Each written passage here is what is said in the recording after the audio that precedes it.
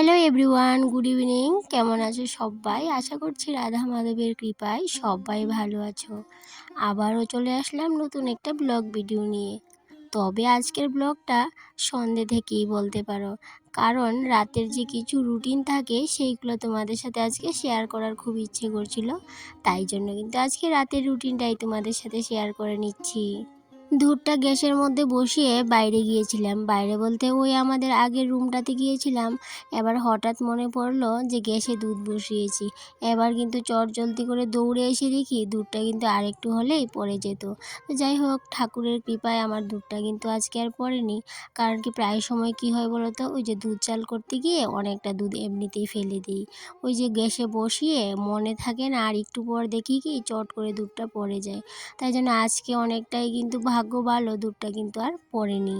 তারপর একটা বিস্কিটের প্যাকেট ভেঙে নিলাম, কারণ কি বিস্কুটের ডিব্বার মধ্যে বিস্কিট ছিল না। এবার ছেলেকে তো টিফিন দিতে হবে, তাই জন্য যে দুধটা জাল করলাম, ছেলেকে হরলিক্স দিলাম, সাথে দিয়ে দিলাম বিস্কিট।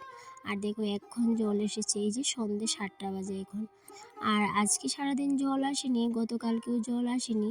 তাই জন্য এই যে সন্ধ্যের সময় জল আসাতে ভাবলাম কি এই যে জলটা গড়ে নিয়ে আসি। যেহেতু গড়ে 5 লাইন করে দিয়েছে হাজব্যান্ড, সেহেতু কিন্তু আর বাইরে থেকে পরিশ্রম করে আমাকে আর জল আনতে হয় না। তাই জন্য ভাবলাম যে পাইপটা এখানটায় রেখে আমি গিয়ে সুইচটা দিয়ে আসি। এবার কি হয়েছে বলো তো, যখনই আমি সুইচটা দিতে গেলাম, দিয়ে এসেছি, গড়ে এসে দেখি জল আসছে না। কারণ কি জলের স্পিড একদমই কম ছিল। পরে কি হয়েছে বলো তো, ওই যে আমাকে আবার বালতি করেই জল নিয়ে আসতে হয়েছিল গড়ে। আজকে তোমাদের সাথে আরেকটা জিনিস শেয়ার করব, সেটা অবশ্যই থাম্বনেল দেখে বুঝতে পেরেছো। তবে সেক্ষেত্রে দেখো, এদিকে জল না পেয়ে আমি কিন্তু পাইপটা আবার গুছিয়ে রেখে দিলাম। এবার কিন্তু বালতিটা অবসর করে নিলাম, আবার বালতি দিয়েই গড়ে সমস্ত জল নিয়ে আসব। এদিকে দেখো, কাজ করতে করতে নিজের পরিচয়টা দিতে ভুলে গেছিলাম। হ্যালো বন্ধুরা, আমি রূপা, ত্রিপুরার আমবাসার ছোট্ট একটা গ্রাম থেকে অতি সাধারণ ঘরের অতি সাধারণ একজন গ্রাম্য গৃহবধূ। আমার এই জং ধরা টিনের কিচেনটাকে সবসময় পরিপাটি রাখার চেষ্টা করি। আর পরিপাটি রাখতে কিন্তু আমাকে অনেক অনেক পরিশ্রম করতে হয় না। কেন বলো তো?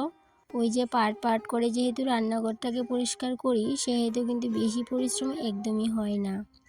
আর যদি একদিনে সমস্ত কিছু পরিষ্কার করতে যেতাম, তাহলে কিন্তু অনেকটাই পরিশ্রম হতো। তো যাই হোক, আমি আমার মতো করে আমার এই ছোট্ট জংধরা মডুলার কিচেনটাকে পরিষ্কার পরিচ্ছন্ন রাখি। সেক্ষেত্রে যে যার মতো করে পরিষ্কার পরিচ্ছন্ন করে। সংসারে আমরা মাত্র 3 জন, তারপরেও এত কাজ কিসের? অবশ্য উক্তিটি আমার না, বাইরের মানুষের।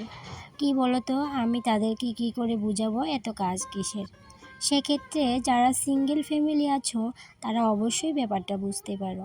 তবে অন্যদের বোঝানোর দায়িত্বটা আমি একদমই নিতে চাই না। ভালো লাগে না কারো কাছে গিয়ে এত এক্সপ্রেশন দিতে। যাই হোক, এসব কথা বলাটাও ঠিক না।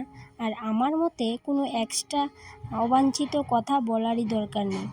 তাতে করে নিজের মূল্যটাও অনেকাংশে কমে যায়। আর হ্যাঁ বন্ধুরা, আজকের ভিডিওতে না একটু আওয়াজ হবে এক্সট্রা করে। কেন কি বলো তো, ওই যে যেহেতু রাস্তার মধ্যে কাজ হচ্ছে, সারাদিন রোজার রুলার এইসব কিন্তু এই যে অনবরতই কিন্তু অনেক আওয়াজ করে কাজ করছি। তাই জন্য ওই যে ভিডিও যখনই ভয়েস ওভার দিতে গেলাম, দেখি কি অনেক আওয়াজ হচ্ছে, তবু কিন্তু আমি ভয়েস ওভারটা দিয়ে দিলাম। কারণ কি ওই যে কখন দেব, তাহলে তো ওই যে সারাদিন রাতের পর কিন্তু অপেক্ষা করে থাকতে হবে। সেক্ষেত্রে আমি ভাবলাম যে ঠিক আছে, দিয়ে দে, একটু ডিস্টার্ব হবে আর কি। আবার নিজের জন্য একটু চা নিয়ে বসে পড়লাম। আর এদিকটাই দেখো, যেহেতু আমি ঘরে একা, সেহেতু চাটা নিয়ে চলে আসলাম এই রুমে। আর একটু সময় বসে ফ্যানটা চালিয়ে চা খাওয়ার পর ভাতটাও করে নিয়েছি। আর হ্যাঁ, তোমরা না আমার ভাতের হাঁড়ি ধরার কাপড়টার দিকে একদমই তাকিও না। কারণ কি এই যে ভাতের হাঁড়ি ধরার কাপড়টা না একদমই এত পুরনো হয়ে গেছে, তাকালে কিন্তু ভালো লাগবে না। আর সেই জন্য বললাম যে তাকিও না। কি হয়েছে বলো তো, অনেক দিন ধরে ভাবছিলাম যে ভাতের হাঁড়ির জন্য 2-1টা কাপড় করব, কিন্তু ওই যে করে উঠতে পারছি না, হয়তো কাজের চাপে, নাই তো ভুলেই যাচ্ছি। আর এদিকটাই দেখো, এই যে আলু সিদ্ধ করেছিলাম, আলু ভর্তা বানালাম। কারণ রাতের খাবারটা আমরা একটু হালকাই খাই, একদম সিদ্ধ ভাত না হলে ডাল ভাত এরকমটাই কিন্তু খেয়ে থাকি। তো যাই হোক, আজকের রাতের রান্নাটা কিন্তু এইটুকুই। তারপর কিন্তু খাওয়া দাওয়া কমপ্লিট করে নিয়েছি। এবার কিন্তু বাসনপত্র সমস্তটাই ধুয়ে নিলাম। তোমরা তো জানো যে রাতের বেলা কিন্তু আমি যে সমস্ত কাজবাজ করে রাখি, যে ভাত খাওয়ার পর থালা বাসন ধুয়ে নিই, তারপরে ঘরটাকে মুছে নিই, গ্যাস সমস্ত কিছু পরিষ্কার পরিচ্ছন্ন করে রাখি, কিন্তু তারপরেও সকালে কিন্তু একটু বাসি আমাকে ছাড়াতেই হয়। আর এদিকটাই দেখো, যখনই আমি রাতের কাজগুলো যেদিনই করে রাখি সেদিন কিন্তু পরের দিন সকালে এত কাজের চাপ থাকে না আমার। আর যেদিন রাতের বেলা সমস্ত কাজবাজ করে নিতে পারি না, কোনো কাজই করে নিতে পারি না, সেই দিন কিন্তু সকালবেলা অনেকটাই চাপ থাকে। এদিকে কিন্তু সকালবেলা ছেলের স্কুলে যাবে, এদিকে রান্নাঘর পরিষ্কার পরিচ্ছন্ন করা সমস্তটাই থাকে, তাই জন্য কিন্তু এই যে রাতের বেলা সমস্তটাই করে রেখে দিই। এবার দেখো সমস্ত কাজবাজ শেষ করে, সমস্ত না কিছু কাজ বাকি আছে, ওই কিছু কাজের ফাঁকে দিয়ে একটু ডেগের মধ্যে গরম জল বসিয়ে দিলাম। কেন কি বলো তো, তোমাদের তো বললাম, আজকে তোমরা থাম্বনেল দেখে বুঝেই গেছো আমি কি করতে চলেছি। আমি একটু গরম জল বসিয়ে দিলাম, জলটা হতে হতে এদিকে টেবিল, তারপরে ঘরটাও মুছে নেব পরিষ্কার করে, আর এদিকে ড্রামের সাইড টাইডটিও মুছে নেব। আর কি হয়েছে বলো তো, রাতের বেলা যেহেতু ঘরটা ঝাড় দিতে নেই, সেহেতু কিন্তু রাত্রেবেলা আর ঘরটা ঝাড় দিলাম না, কারণ মা লক্ষ্মী যেহেতু ভালোবাসে না রাতে ঘর ঝাড় দেওয়াটা, সেই জন্য রাতে আর ঘরটা ঝাড় দিলাম না, এমনিতেই একটু মুছে নিলাম। আবার সকালে কিন্তু আরেকবার মুছে নেব। এদিকে যেহেতু মুছছি, তাহলে ভাবলাম যে র্যাকের নিচটাও মুছে নিই। এইভাবেই কিন্তু বুদ্ধি করে পার্ট পার্ট করে কিন্তু সমস্তটা একটু একটু পরিষ্কার করে নিই, তাহলে কিন্তু আর একদিনে আমার সমস্ত কিছু পরিষ্কার করতে হয় না। ওই যদি আজকে এই সাইডটা পরিষ্কার করি, তাহলে কিন্তু কালকে ওই সাইডটা, এইভাবে কিন্তু পরিষ্কার করি। তো যাই হোক, এদিকে কাজ বাজ শেষ করতে করতে আমার গরম জলটাও হয়ে গেছে। এবার কিন্তু বালতিতে মিশিয়ে নেব জলটা, একটু উমকুম করে জলটা করে নিয়েছি। মিশিয়ে হাত দিয়ে দেখে নেব জলটা ঠিক আছে কিনা। গরম জলটা কেন নিয়েছি বলো তো, ওই যে প্রতিদিন রাতের বেলা কিন্তু এই যে একটু হালকা গরম জল করি, তারপরে কিন্তু এই যে পাটাকে ভালো করে একটু 5 থেকে 10 মিনিট কিন্তু পাটাকে এই যে গরম জলের মধ্যে রাখি, তারপরে একটু ঘষে ঘষে পরিষ্কার করে নিই। তারপর কিন্তু ওই যে একটা ওষুধ নিয়েছি, এই ওষুধটা কিন্তু লাগিয়ে দেব।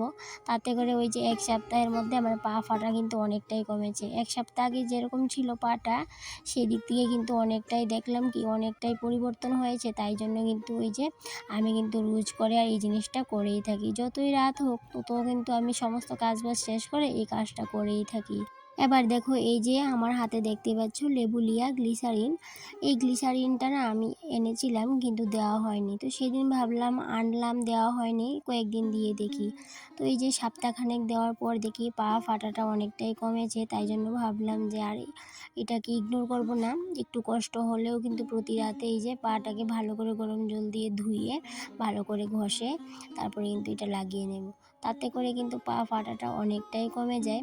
আর সেক্ষেত্রে কিন্তু আমি নিজেই উদাহরণ, কারণ কি আমি যে দিয়ে দেখলাম অনেকটাই পা ফাটা কমেছে, তাই জন্য তোমাদের সাথে এই যে শেয়ার করছি কী করে যে এটাকে দিয়ে রাত্রে একটু সময় কিন্তু ম্যাসাজ করে নেব, তারপরে ঘুমিয়ে থাকবো।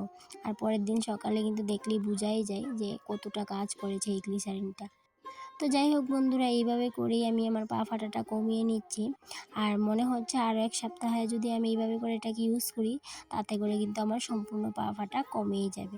আর তোমাদের যাদের যাদের পা ফাটা আছে, তোমরা অবশ্যই গ্লিসারিনটা ব্যবহার করতে পারো, তাতে করে কিন্তু অনেকটাই ভালো রেজাল্ট পাবে। সেক্ষেত্রে কিন্তু আমি রেজাল্ট পেয়েই তোমাদের সাথে কথাটা শেয়ার করেছি। এদিকটাই দেখো, এইদিকে অনেকটাই ফাটা ছিল আমার পাটা, এখন দেখো অনেকটাই কমেছে। সেক্ষেত্রে আজকের ব্লগটা এই পর্যন্তই থাকলো, আবার দেখা হবে পরবর্তী একটা ব্লগে। টাটা।